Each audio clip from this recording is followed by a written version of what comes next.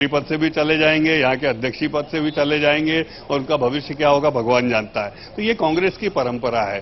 पर जैसा मैंने आपको पहले कहा, हम सब लोग बड़े करीने से इस बात को देख रहे हैं, स्वस्थ प्रतिस्पर्धा चाहते हैं और अभी भी हमको राहुल गांधी का नेता के रूप में इंतजार है।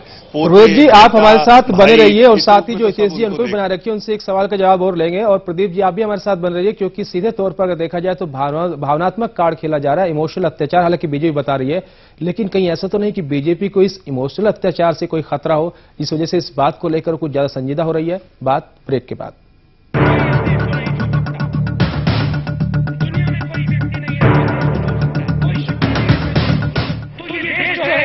ये क्रोध से और गुस्से से आगे नहीं जाएगा, ये प्यार से आगे जाएगा।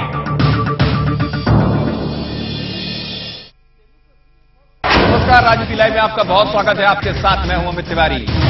साल बदला पर हाल नहीं बदला। डेमोक्रेसी में एक बहुत स्तंभपात करने वाली है। नरेंद्र मोदी जी को पब्लिसिटी के लिए अमेरिका की एजेंसी को पैसे देने पड़ते हैं। भारत की पॉलिटिकल पार्टीज जो है इन सारी सत्याग्रह से विचलित अब नहीं होती। सरकारें भी उखाड़ के फेंक दी गई हैं। परिवर्तन यात्रा कांग्रेस ने क्यों बंद कर दी? मोदी ने पैर छू भी लिए, आडवाणी ने नजरें भी अलग रखी।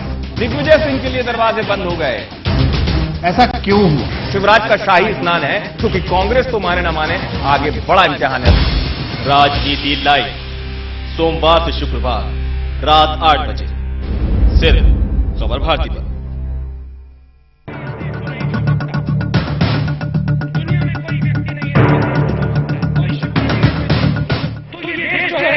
ये क्रोध से और गुस्से से आगे नहीं जाएगा, ये प्यार से आगे जाएगा। यहां ब्रेक के बाद आपका स्वागत है। साथ ही बात इमोशनल अत्याचार और क्या वाकई में राहुल गांधी या युवराज को इससे कुछ हासिल होगा, इस पर बातचीत जारी है। हमारे साथ इस वक्त प्रबुद्ध बने हुए हमारे संवाददाता और साथ ही प्रदीप परिहार है और हितेश जी जो कि बीजेपी नेता है वो भी हमारे साथ बने हुए हैं।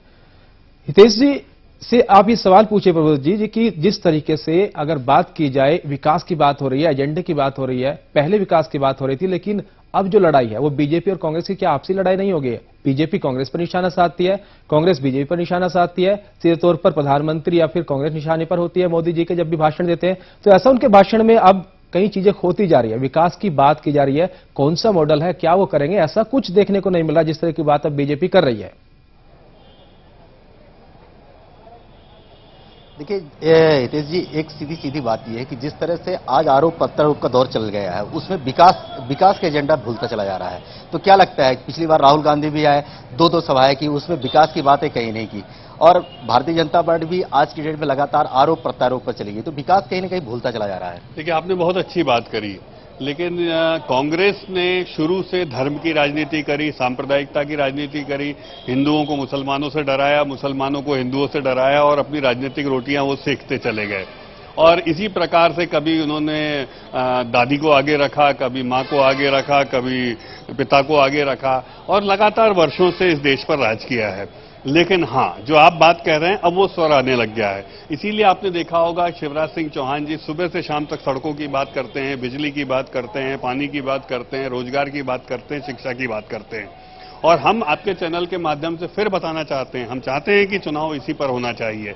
नरेंद्र भाई मोदी को कितना दुष्प्रचार करके उन्होंने इधर उधर करने का प्रयास किया, लेकिन नरेंद्र भाई मोदी ने भी इस बात को कहा कि इस देश में विकास की राजनीति होना चाहिए, विकास केंद्रित, किसान केंद्रित राजनीति होना चाहिए। तो भारतीय जनता पार्टी का एजेंडा बहुत फिक्स है और यही कारण है कि कांग्रेस से लोग निकल कर, जिन्होंने भी गैर कांग्रेसी दल बनाए, उन्होंने विकास को अपना केंद्र बनाया है कि कांग्रेस एक पारिवारिक पार्टी है और वहां पर मां, बेटा, दादी, पोता, पोती, इसके आगे वो लोग बढ़ ही नहीं पाते हैं और आंसुओं से अपनी राजनीति करने का प्रयास करते हैं। जिस तरह की बात हितेश जी कर रहे हैं, क्या वाकई में ये बात है कि जो ये क्या आलोचना नहीं हो रही, दोनों तरफ से आलोचना हो रही है, साथ ही सड़क शिक्षा की जो बात हो रही है, क्योंकि चुनाव है, इन मुद्दे पर लगातार चुनाव में बात होती है। क्या वाकई में इस तरह की बातों पर कभी विचार किया गया है, या विकास की जो बात की जा रही है या फिर एजेंडे की जो बात की जा रही है, बीजेपी क्या वाकई उससे लेकर चल रही है? क्योंकि जिस तरीके से निशाने साधे जा रहे हैं, सिर्फ आलोचना हो रही है, विकास का मॉडल क्या होगा किसी को कुछ नहीं पता।